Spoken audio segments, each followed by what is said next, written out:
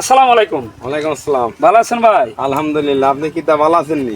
আছি ভালো, অনেক দূর থেকে আসছি আপনার কাছে। জি। আমার অডিয়েন্সদের উদ্দেশ্যে কথা, সবাই বলেন আমার গাছে তো কাঁঠাল ধরে না।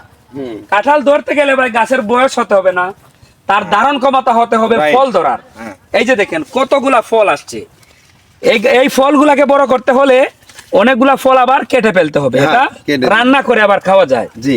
এখন আজকের ভিডিওটা যে কারণে করা, আমি আমার বাচ্চা সালেহ আহমদ সহ আমাদের পুরো টিম আমরা চলে আসছি চুয়াডাঙ্গা জীবননগর মোল্লা নার্সারিতে, আমার হৃদয় মোল্লা ভাইয়ের নার্সারিতে। উনি এখানে এই পিঙ্ক কাঁঠাল, যেটা ভিয়েতনামি পিঙ্ক কাঁঠাল, যেটা এটার বাণিজ্যিক বাগান ওনার, আবার অনেক মাদার গাছ আছে, আবার উনি বাণিজ্যিকভাবে অনেক চারা তৈরি করছেন।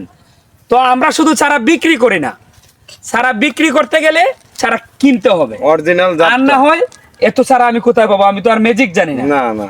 তাই আমরা সারা বাংলাদেশ ঘুরে ঘুরে যেখানে ভালো জাতের গাছ আছে, মাদার গাছ দেখে দেখে গাছ সংগ্রহ করি। আর তারই সুবাদে আজকে চলে আসছি চুয়াডাঙ্গা জীবননগরে।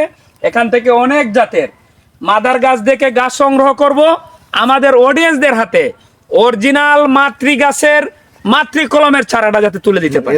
আর ভিডিওটি সর্বোচ্চ ছড়িয়ে দিবেন, সারা বাংলাদেশের মানুষ যাতে দেখতে পারে যে একটা গাছের মধ্যে কতগুলা কাঁঠাল ধরে।